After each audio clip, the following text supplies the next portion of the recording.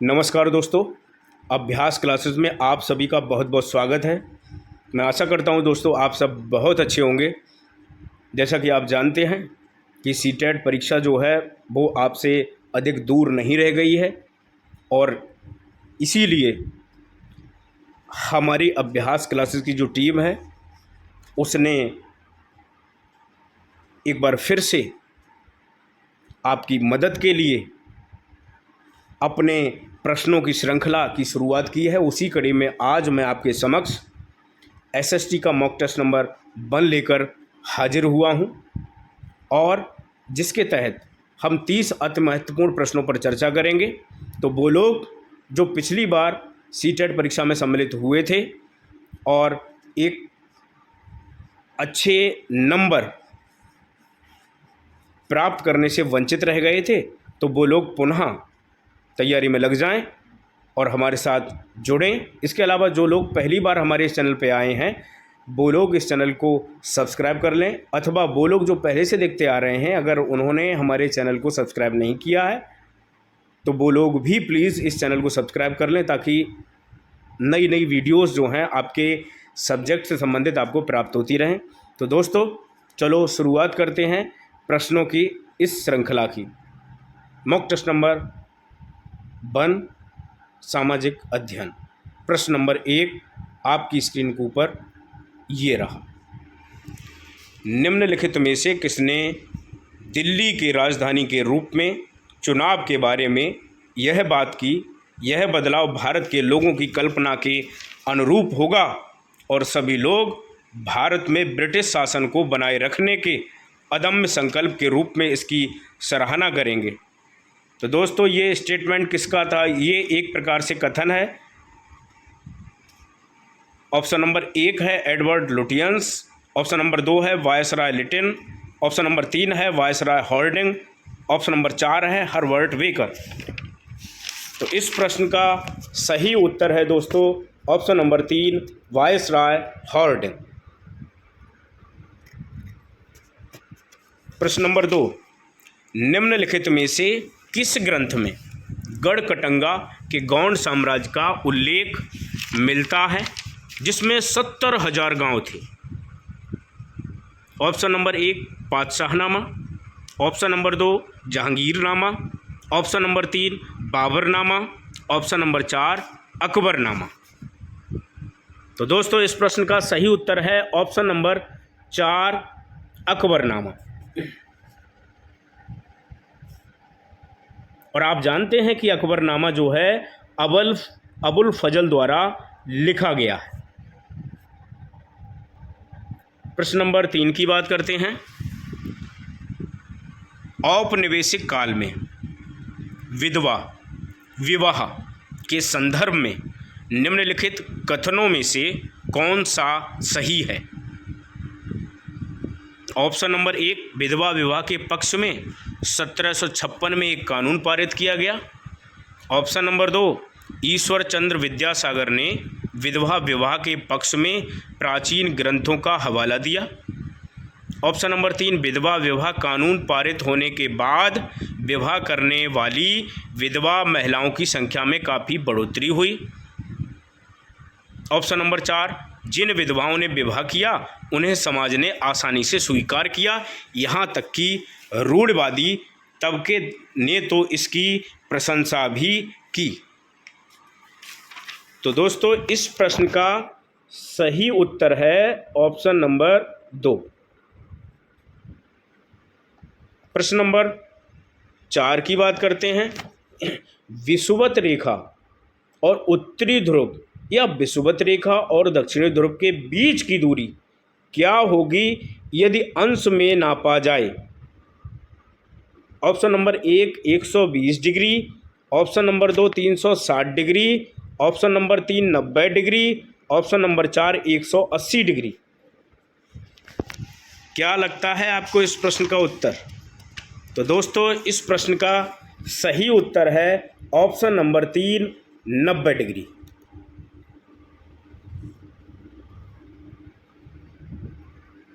प्रश्न नंबर 5 की बात करते हैं।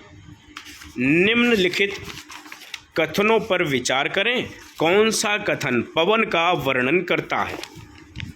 ऑप्शन नंबर 1 है निम्न दाब क्षेत्र से उच्च दाब क्षेत्र की ओर गमन करती वायु। ऑप्शन नंबर 2 महीन धूल और धुएं से पवन निर्मित होती है। ऑप्शन नंबर 3 उच्च दाब क्षेत्र से निम्न दाब क्षेत्र की ओर गमन करती वायु। ऑप्शन नंबर 4 किसी क्षेत्र में वायु प्रवाह पर दबाव की परिस्थितियों पर कोई प्रभाव नहीं पड़ता। तो दोस्तों इस प्रश्न का सही उत्तर जो है वो है ऑप्शन नंबर 3, यानी कि उच्च दाब क्षेत्र से निम्न दाब क्षेत्र की ओर गमन करती वायु। ये एक प्रकार से पवन का वर्णन करता है। प्रश्न नंबर 6 निम्न में से कौन सा ऊर्जा संसाधन भारत में अधिकतर कारखाने में प्रयोग में लाया जाता है? ऑप्शन नंबर 1 कोयला, ऑप्शन नंबर 2 जल ऊर्जा, ऑप्शन नंबर 3 सौर ऊर्जा, ऑप्शन नंबर 4 परमाणु ऊर्जा। तो दोस्तों इस प्रश्न का सही उत्तर है ऑप्शन नंबर 1 कोयला। प्रश्न नंबर 7 की बात करते हैं। किसका निर्माण हमें व्यक्ति विशिष्ट की दक्षताओं एवं विशेषताओं की पहचान करने से रोकता है?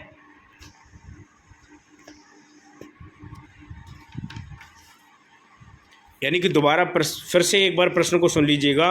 किसका निर्माण हमें व्यक्ति विशिष्ट की दक्षताओं एवं विशेषताओं की पहचान करने से रोकता है, साथ ही साथ यह व्यक्ति में विभिन्न विशिष्टताओं के विकास को भी अवरुद्ध करता है? तो ऑप्शन नंबर 1 है पूर्वाग्रह, ऑप्शन नंबर बी रूढ़िबद्ध धारणाएं, ऑप्शन नंबर 3 असमानता, ऑप्शन नंबर डी भेदभाव। इस प्रश्न का सही उत्तर है रूढ़िबद्ध धारणाएं। प्रश्न नंबर 8 की बात करते हैं। संविधान के कौन से अनुच्छेद के अनुसार ऐसे नागरिकों को वकील उपलब्ध कराने का दायित्व राज्य के ऊपर सौंपा गया है जो निर्धनता या गरीबी या किसी और के कारण से वकील नहीं रख सकते हैं? ऑप्शन नंबर 1 अनुच्छेद 44, ऑप्शन नंबर 2 अनुच्छेद 51, ऑप्शन नंबर 3 अनुच्छेद 39A, ऑप्शन नंबर 4 अनुच्छेद 32। अगर दोस्तों आप किसी प्रश्न का उत्तर हमको देना चाहते हैं तो आप कमेंट बॉक्स में लिख करके हमको भेज सकते हैं। अपने खुद की आजमाइश भी आप कर सकते हैं। तो दोस्तों इस प्रश्न का सही उत्तर है ऑप्शन नंबर 3 अनुच्छेद 39A। प्रश्न नंबर 9 की बात करते हैं दोस्तों।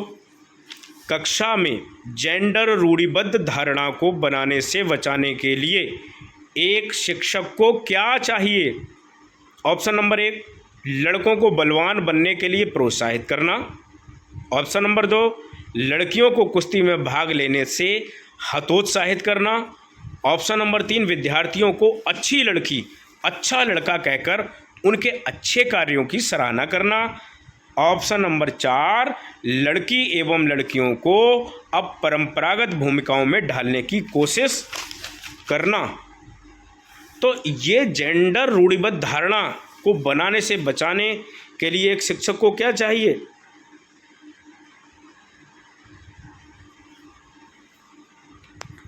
दोस्तों एक छोटा सा सुधार करेंगे। ये बा जो है ना, यानी कि ये आ लगा लेंगे यहाँ पे। अपरंपरागत, लड़की एवं लड़कियों को अपरंपरागत भूमिकाओं में ढालने की कोशिश करना, क्योंकि दोस्तों यही ऑप्शन जो है ये सही उत्तर है इस प्रश्न का। परंपरागत का तो मतलब है कि हम रूढ़िबद्ध धारणा को बढ़ावा दे रहे हैं, अपरंपरागत का मतलब है कि हम उस धारणा से समाज को जो है बचा रहे हैं। तो इस प्रश्न का सही उत्तर ऑप्शन नंबर 4। प्रश्न नंबर 10 की बात करते हैं दोस्तों। वीरशैववाद निम्नलिखित में से किस व्यक्ति विशेष से जुड़ा हुआ है? Option number 1 Basavanna, option number 2 अल्लमा प्रभु, ऑप्शन नंबर 3 अक्क महादेवी, ऑप्शन नंबर 4 उपरोक्त सभी। तो दोस्तों वीर शैवबाद जो है वो बसवन्ना, अल्लमा प्रभु और अक्क महादेवी यानी कि सभी से जुड़ा हुआ है। तो सही उत्तर हो जाएगा उपरोक्त सभी। प्रश्न नंबर 11 की बात करते हैं। प्राचीन काल में सिल्क रूट शब्द संबंधित है, किससे संबंधित है? तो दोस्तों बहुत अधिक ना बताते हुए मैं ये कहना चाहूँगा, सीधे सीधे इसका उत्तर आपको बताना चाहूँगा। इसका दोस्तों सही उत्तर जो है वो ऑप्शन नंबर 1 यानी कि चीन से दूसरे देशों में रेशमी कपड़े को ले जाने वाला व्यापारियों का यात्रा मार्ग, यही तो सिल्क रूट कहलाता था। प्रश्न नंबर 12वीं शताब्दी के निम्नलिखित में से किस शिलालेख में रथकारों की स्थिति पर विचार किया गया?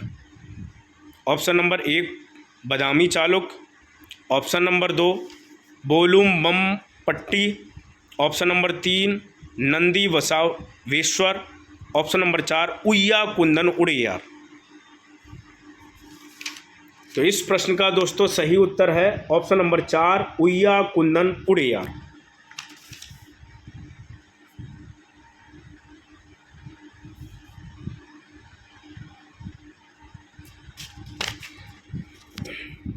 प्रश्न नंबर 13 की बात करते हैं। निम्नलिखित में से किस ग्रंथ में पेरियाल वार, अंडाल, तोंद, रडि, पोडी आलवार और नम्मलवार के गीतों का संकलन किया गया है? Option number 1 Divya Prabandham, option number 2 Tevaram, option number 3 Tiruvachakam, option number 4 Tirumurai. तो दोस्तों इस प्रश्न का सही उत्तर है ऑप्शन नंबर 1 दिव्य प्रबंधम।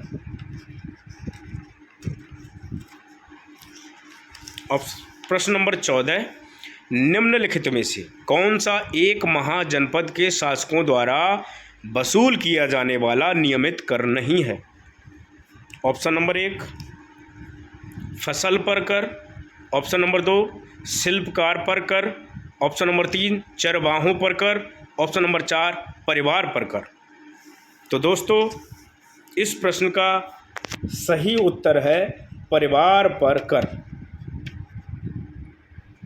प्रश्न नंबर 15 निम्नलिखित में से कौन सा नारा श्री नारायण गुरु द्वारा दिया गया? ऑप्शन नंबर 1 मानवता की एक जाति एक धर्म एक ईश्वर, ऑप्शन नंबर 2 मानवता की एक भाषा एक धर्म एक ईश्वर, ऑप्शन नंबर 3 मानवता की एक भाषा एक जाति एक ईश्वर, ऑप्शन नंबर 4 मानवता का एक धर्म और एक ईश्वर। तो दोस्तों इस प्रश्न का सही उत्तर है ऑप्शन नंबर 1 मानवता की एक जाति एक धर्म एक ईश्वर। प्रश्न नंबर 16 निम्नलिखित में से स्वाभिमान आंदोलन किसने शुरू किया? Option number 1 E B. Ramasamy Periyar, option number 2 Shri Narayana Guru, option number 3 doctor B.R. Ambedkar, option number 4 Swami Vivekananda. तो दोस्तों सही उत्तर है option number 1 E B. Ramasamy Periyar. प्रश्न नंबर 17 निम्नलिखित में से कौन सा नेता एक लोकप्रिय छवि कृष्ण के सारथी के रूप में चित्रण में अंग्रेजों के खिलाफ युद्ध में अन्य राष्ट्रवादी नेताओं का मार्गदर्शन कर रहा था? Option number 1 Subhash Chandra Bose, option number 2 Sardar Vallabh भाई Patel, option number 3 Mohandas Karamchand Gandhi, option number 4 चक्रवर्ती राजगोपालाचारी। सही उत्तर है दोस्तों इसका ऑप्शन नंबर 3 मोहनदास करमचंद गांधी यानी कि महात्मा गांधी। प्रश्न नंबर 18 सौर मंडल के संदर्भ में कौन सा कथन सही है? ऑप्शन नंबर 1 सूर्य 8 ग्रह और उनके उपग्रह सौरमंडल बनाते हैं। ऑप्शन नंबर 2, सूर्य 8 ग्रह, उपग्रह, क्षुद्र ग्रह और उल्कापिंड सौर परिवार बनाते हैं। ऑप्शन नंबर 3, सूर्य 10 ग्रह, उपग्रह, क्षुद्र ग्रह, उल्कापिंड सौरमंडल का निर्माण करते हैं। ऑप्शन नंबर 4, सूर्य और ग्रह सौरमंडल का निर्माण करते हैं। दोस्तों, इस प्रश्न का उत्तर आप जानते होंगे। इस प्रश्न का सही उत्तर है ऑप्शन नंबर 2, यानी कि सूर्य, 8 ग्रह, उपग्रह, क्षुद्र ग्रह और उल्कापिंड, ये सब मिलकर के सौर परिवार बनाते हैं।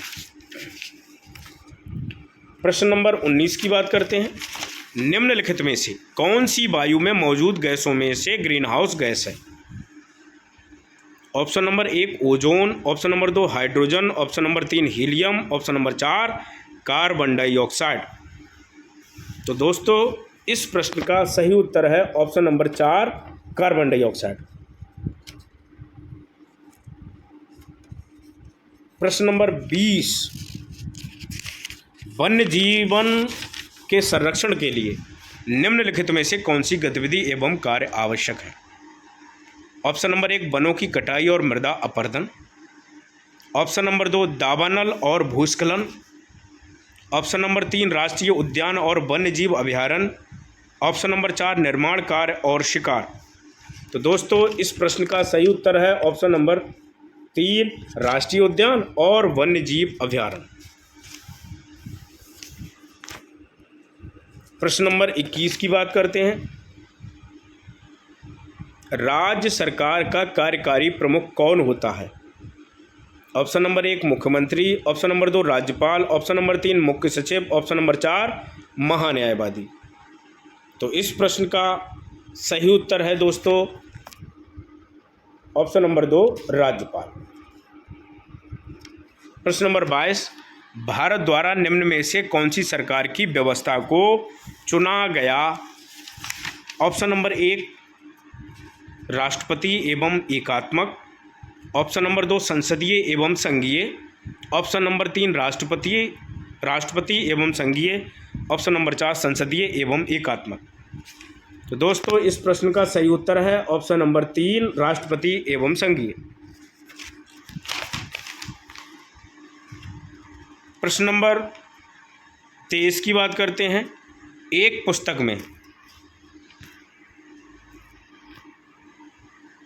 पुस्तक में स्त्रियों के चित्र गृहिणियों एवं घरेलू सहायिकाओं के रूप में हैं।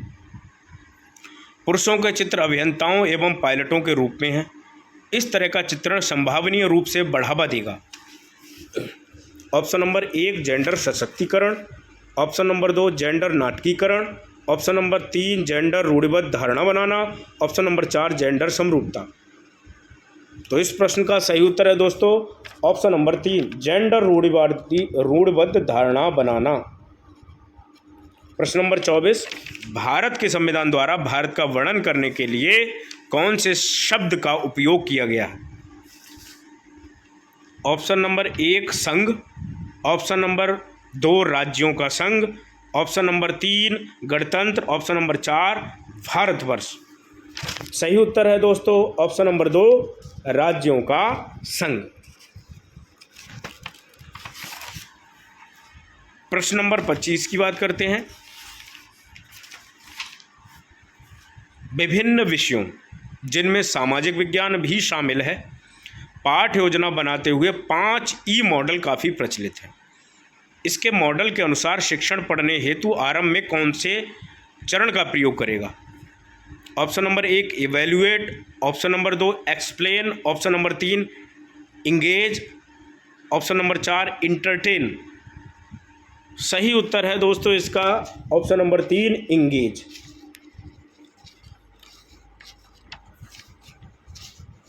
प्रश्न नंबर 26, निम्नलिखित में से कौन सी गतिविधि अनुभवों के जरिए लोकतंत्र की अवधारणा को विकसित करने में सबसे अधिक सहायक होगी? ऑप्शन नंबर 1, भूमिका निर्वहन के माध्यम से स्वतंत्र भारत की पहली सरकार बनने की मुख्य घटनाएं दर्शाने को कहना। ऑप्शन नंबर 2, छात्र परिषद के अध्यक्ष को चुनने के उनके अनुभव के बारे में सोचने को कहना। ऑप्शन नंबर 3, वाद विवाद, डाल तैराकी दल जैसे स्कूल के दलों में चुने जाने के उनके अनुभव के बारे में सोचने को कहना। ऑप्शन नंबर 4, भारत के विभिन्न राजनीतिक दलों की सूची बनाने को कहना। सही उत्तर है दोस्तों ऑप्शन नंबर 2, छात्र परिषद के अध्यक्ष को चुनने के उनके अनुभव के बारे में सोचने को कहना। प्रश्न नंबर 27 की बात करते हैं। औपनिवेशिक शासन ने भारतीय उपमहाद्वीप में जनजातीय समूह के जीवन को कैसे प्रभावित किया के अध्ययन के लिए निम्न में से किसका इस्तेमाल एक प्राथमिक स्रोत के रूप में किया जा सकता है। ऑप्शन नंबर 1, बिरसा मुंडा की जीवन पर बना एक वृत्तचित्र। ऑप्शन नंबर 2, लेखक अमिताभ घोष द्वारा लिखित एक ऐतिहासिक कल्पना।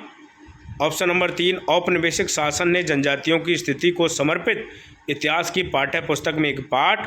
ऑप्शन नंबर 4, उसे कल समय के दौरान बैग जैसी जनजातियों द्वारा गाए गए, यानी कि बैग नहीं बैगा जैसी जनजातियों द्वारा गाए गए और मानव शास्त्रीय वेरियर एल्विन द्वारा प्रलेखित किए हुए गीत।